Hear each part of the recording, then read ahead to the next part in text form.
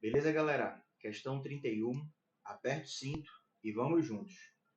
Uma granada de massa m é lançada do solo plano e horizontal com uma velocidade inicial v0, formando um ângulo θ com um sentido positivo do eixo horizontal x. Na altura máxima de sua trajetória parabólica, ela explode em dois fragmentos F1 e F2. O fragmento F1, de massa m/4, imediatamente após a explosão, adquire uma velocidade v1 vertical e orientada para baixo, ao longo do sentido negativo do eixo y. O intervalo de tempo entre o instante imediatamente após a explosão da granada e o instante em que o fragmento F2 toca ao solo é de: dados, despreze a resistência do ar, considere que o módulo da aceleração da gravidade é igual a g e que as trajetórias da granada e dos fragmentos estão apenas no plano XY. Show de bola! Galera, no início do problema, até esse pontinho aqui, ó, do eixo horizontal x, nós temos a descrição de um lançamento oblíquo como a gente conhece, de acordo com essa figura. Beleza? Trajetória parabólica, bonitinha como a gente conhece. Porém, nessa questão, pessoal, rola uma parada interessante na altura máxima. No ponto mais alto da trajetória, a partícula é lançada, ela atinge o ponto mais alto da trajetória, vai acontecer algo importante, que é a explosão. Beleza? Mas antes da gente mencionar a explosão, vamos discutir o seguinte. No lançamento oblíquo, nós temos a composição de dois movimentos. O movimento horizontal, que é descrito por um movimento retilíneo uniforme, por não haver a presença de nenhuma aceleração horizontal, beleza? E nem da resistência do ar. E no eixo y, nós teremos um movimento retilíneo uniformemente variado, por conta da influência da aceleração da gravidade. E sabemos que à medida que essa partícula ela vai subindo, ela perde velocidade vertical, onde no ponto máximo, no ponto de altura máxima, sua velocidade vertical é nula, restando apenas quem? A velocidade horizontal, pois no eixo x, no eixo horizontal, nós temos um movimento retilíneo uniforme, beleza? Então, essa partícula, no ponto mais alto da trajetória, tem sua velocidade v0x em ação. E ela vai ser constante. Por quê? Porque quando essa partícula explode, galera, quando ela explode, a questão fala que o fragmento de massa menor, m/4, ele vai ganhar uma velocidade vertical v1 para baixo. Beleza? Ops. Deixa eu tentar. Pronto, agora foi. Vai ter uma velocidade v1 para baixo. Então, essa partícula, além de ter essa velocidade horizontal, v0x, ela vai ter uma velocidade vertical para baixo, v1. E o que é que vai acontecer com o outro pedaço? Com o outro pedaço que tem que ter massa igual a quanto? Bem, a massa total é m. Esse fragmento de baixo tem massa m/4.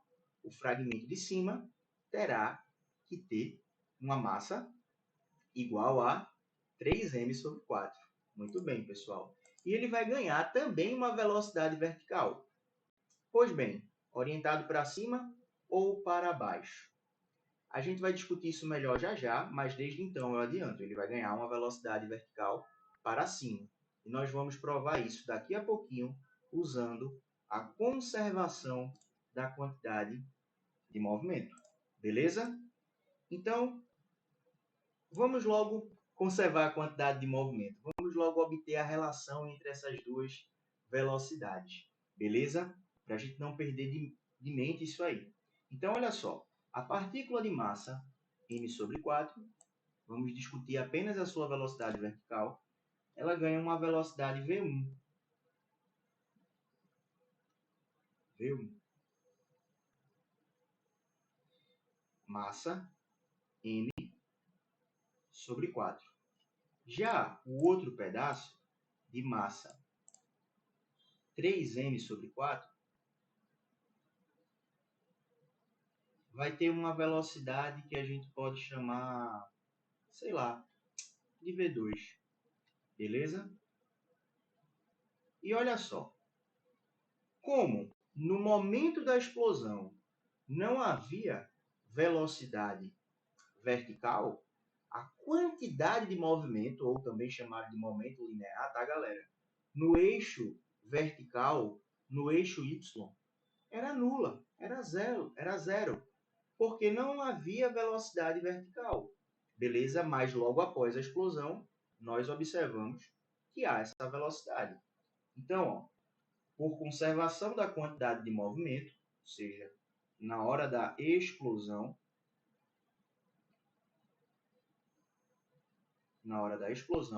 nós vamos ter o seguinte, que a quantidade de movimento no início, no eixo Y, tem que ser igual à quantidade do movimento no fim, no eixo Y.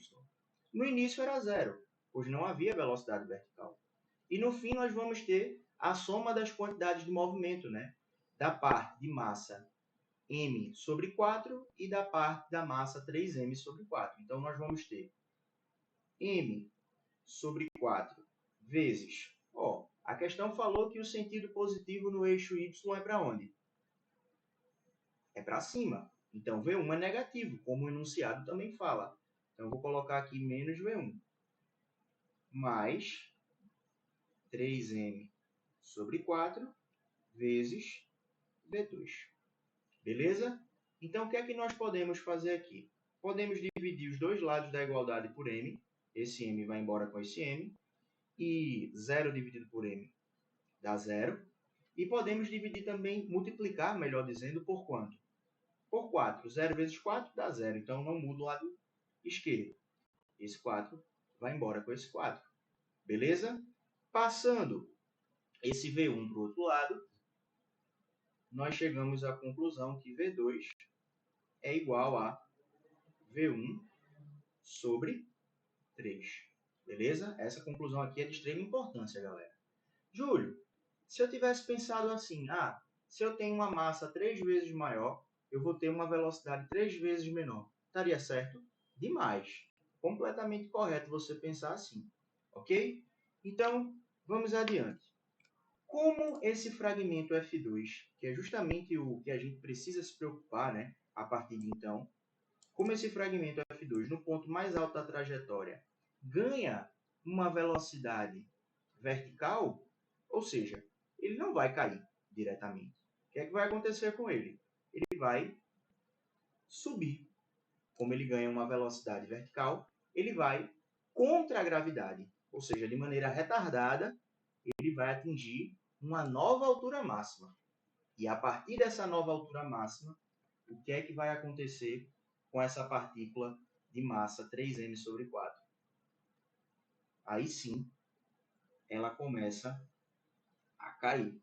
Então, o movimento do centro de massa, galera, dessa partícula de massa 3m sobre 4 seria mais ou menos essa parábola em vermelho aí. Beleza? Seria essa parábola, tá? Então, observe. Na subida, ela vai precisar percorrer essa alturinha aqui, ó, que eu vou chamar de H2. E na descida, ela vai precisar percorrer essa alturinha H2 e essa altura H1, onde a totalidade, né, seria a soma entre as duas, que eu posso chamar de H. Ou seja, para determinar o tempo de voo desde essa altura máxima até que esse fragmento F2 toque o solo, nós vamos precisar, de alguma maneira, obter H2 e H1. Isso vai ser de extrema importância para calcularmos o tempo de voo, beleza? Para calcularmos o tempo de voo. Então, primeiramente, galera, vamos calcular aí H1. H1 vai vir de antes da explosão. De antes da explosão, a gente pode tirar isso, né? Porque quando a partícula estava toda juntinha com massa m, ela sai da origem do sistema de coordenadas e vai até o ponto mais alto da trajetória. Então, a gente pode determinar H1 por meio dessas variáveis, beleza? Variáveis até que são mencionadas no enunciado. Então, vamos para uma outra página, que não tem mais espaço, né? Então, olha só. Antes da explosão, antes da explosão. Se nós utilizarmos aí a equação de Torricelli, beleza? Para o eixo vertical, que é no eixo vertical onde a velocidade varia, nós vamos conseguir determinar essa altura h1, pessoal. Olha só, a velocidade no eixo y ao quadrado é igual à velocidade inicial no eixo y ao quadrado menos, nesse caso estamos contra a gravidade, 2 vezes a aceleração da gravidade vezes a altura. Quando tivermos atingido esse ponto mais alto da trajetória, nós estaremos na altura h1. E a velocidade, no infinitésimo de tempo antes da explosão, no eixo y vai ser 0. Beleza? Então, passando esse termo para o outro lado, pessoal, h1 vai ser igual a v0y ao quadrado sobre 2 vezes g. Beleza? Só que o enunciado não deixa nada em termos de v0y. Ele vai deixar em termos do ângulo. Então, nós precisamos fazer aquela decomposição vetorial. Olha só, aqui está a velocidade inicial, v0. Beleza? O ângulo θ, que é o ângulo formado com a horizontal, cá está. Nós vamos ter a componente horizontal, v0x, e nós vamos ter a componente vertical, v0y. Beleza? Observem que a projeção do vetor v0y encaixa perfeitamente aqui. Beleza? Ele encaixa certinho, formando assim, então, um triângulo retângulo. Beleza? Onde a relação entre θ, v0 e vy dá-se por meio do seno, né? Cateto oposto e hipotenusa. Então, v0y vai ser igual a v0 vezes o seno de θ.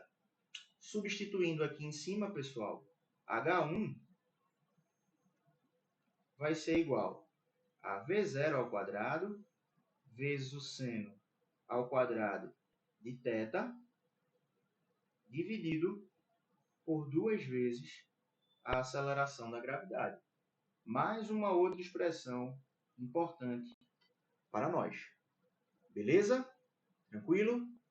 Show de bola? Vamos em frente. E agora a gente vai analisar tudo após a explosão, pessoal.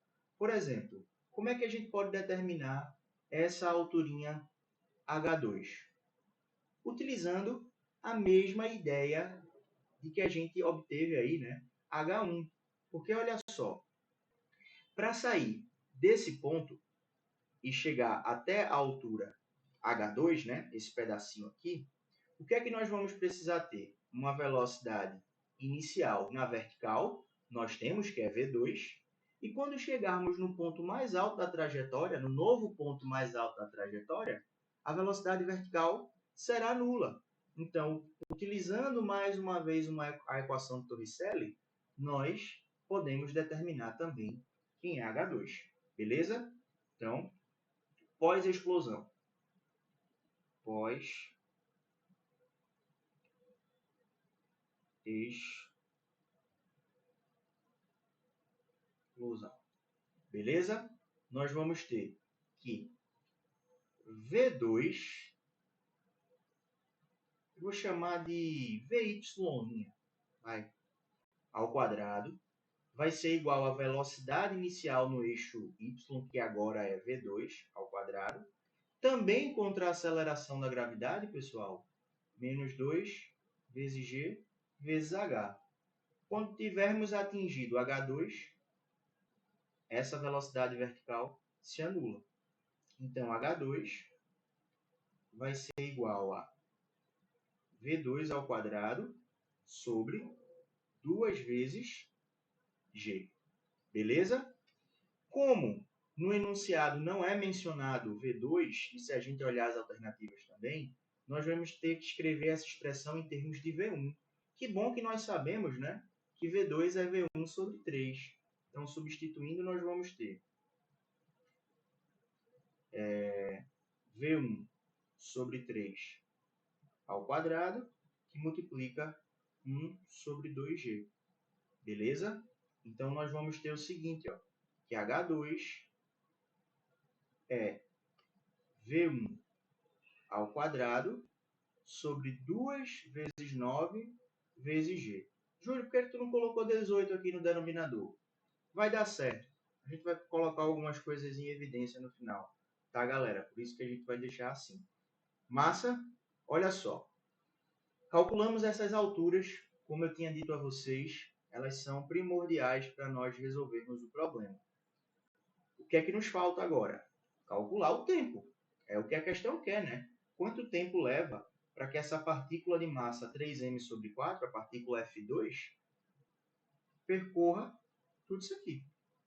Beleza? Nós vamos separar o movimento em duas partes. A subida e a descida. Beleza? Então, vamos calcular logo o tempo de subida. Ok? Pós-explosão também, pessoal. Tudo agora é pós-explosão. Beleza? Só que agora a gente vai calcular a subida. Beleza? Como é que a gente faz isso? A subida a gente pode usar a função horária da velocidade. V, y', para não confundir com antes do lançamento, né? Antes da explosão, melhor dizendo, vai ser igual a V2 menos a aceleração da gravidade vezes o instante de tempo. Se Vy' for igual a zero, significa dizer que nós estamos no ponto mais alto da trajetória. Então, essa velocidade é nula. Beleza? Então, completamos aí a subida. Consequentemente, o tempo de subida é V2 sobre G. Beleza? Mais uma vez, não podemos deixar em termos de V2, né? Temos que deixar em termos de V1. Então, colocando no lugar de V2, V1 sobre 3, nós vamos ter que o tempo de subida é V1 sobre 3 vezes a aceleração da gravidade. Então, nós temos aqui o tempo de subida. Falta determinarmos o que agora, pessoal? O tempo de descida. Beleza? Precisamos determinar o tempo de descida para não ficar apertado. Vamos para a próxima página. Beleza? Descida.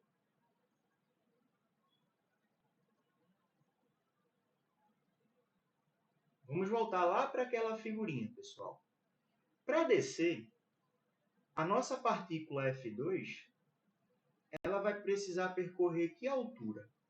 Essa altura H, que é a soma de H1 com H2. Beleza? Então, vamos escrever isso. Ó. Na descida, a partícula vai precisar percorrer H, que é H1 mais H2. E como é que essa altura evolui com o passar do tempo? De acordo com a função horária do movimento retilíneo uniformemente variado. Beleza? V 0y, vou colocar um linha aqui para diferenciar da situação antes da explosão, vezes o tempo, mas, nesse caso, né, nós estamos a favor da gravidade na descida, g vezes o tempo ao quadrado sobre 2. E como nós estamos percorrendo essa altura total, esse instante é o instante em que a partícula toca o solo. Beleza? Olha só, na descida, pessoal, quem é a nossa velocidade inicial? A gente está começando a contar a descida a partir daqui, né? A nossa velocidade inicial vai ser zero. Beleza? Na descida. Então, a gente já pode eliminar esse termo aqui, uma vez que a velocidade inicial é igual a zero. Ok? E fica melhor da gente encontrar o tempo de descida, né? A gente não precisa resolver uma equação de segundo grau completa, tá bom? Então, olha só. Quem é H1? H1 está aqui. V0 vezes o seno ao quadrado de θ sobre 2g. Então, vamos escrever. H1 é V0 quadrado vezes o seno ao quadrado de θ sobre 2g. E quem é H2? H2, vamos voltar, está aqui, ó, V1 ao quadrado sobre 2 vezes 9 vezes g. V1 ao quadrado sobre 2 vezes 9 vezes g. E tudo isso é igual à aceleração da gravidade vezes o tempo de descida ao quadrado dividido por 2. Beleza? Olha só, todos os termos têm 2, então a gente pode cancelar o 2 aqui. Tudo bem? E a aceleração da gravidade, galera, que está multiplicando o tempo de descida, né? Está multiplicando, passa para o outro lado, dividindo. E esse expoente ao quadrado passa para o outro lado e vira raiz. E encontramos o seguinte, que o tempo de descida vai ser igual a raiz quadrada de V0 ao quadrado vezes o seno ao quadrado de θ sobre g quadrado. Uma vez que esse g, né, galera, passou para cá dividindo e multiplicou a gravidade. G quadrado mais V1 ao quadrado sobre 9 vezes g quadrado. O que é que nós podemos fazer com esse g quadrado? Se quisermos, podemos colocá-lo em evidência, beleza? Então, colocando ele em evidência, ele consegue sair da raiz por conta do expoente quadrado. Não é isso? Então, olha só. O tempo de descida vai ser igual a 1 sobre g, que multiplica a raiz quadrada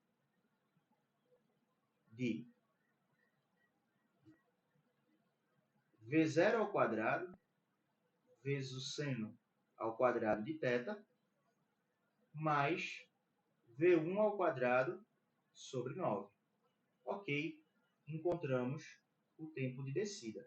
Mas não é essa a nossa resposta final, né, pessoal? Nós queremos encontrar o tempo. Vamos reler no enunciado juntos, ó. O intervalo de tempo entre o instante imediatamente após a explosão da granada e o instante em que o fragmento F2 toca ao solo. Ou seja, o tempo que o fragmento F2 leva para subir, mais o tempo que o fragmento F2 leva para descer. Beleza? Então, resta-nos agora somar o tempo de subida com o tempo de descida, e é isso que nós vamos fazer. Beleza? O intervalo de tempo total vai ser a soma do tempo de subida com o tempo de descida. Beleza? O tempo de subida, cadê? Está aqui, ó. V1 sobre 3G. V1 sobre 3G. E o tempo de descida? Está aqui. Beleza, pessoal? Então vai ficar, ó, 1 sobre G, que multiplica a raiz quadrada de V0 quadrado vezes o seno ao quadrado de θ mais V1 ao quadrado sobre 9. Beleza? O que é que podemos fazer aqui? Colocar o G em evidência. Beleza? Colocando o G em evidência, nós vamos ter o seguinte, pessoal. Ó, T vai ser igual, abrir chaves aqui, tá? V1 sobre 3 mais raiz quadrada de V0 ao quadrado vezes o seno ao quadrado de θ mais V1 ao quadrado sobre 9. Então, fecha a raiz, né? Fecha aqui os cochetes. E o que é que falta? Falta a gente dividir pela aceleração da gravidade que colocamos em evidência. Beleza? Finalizamos. Essa é a nossa resposta. Beleza?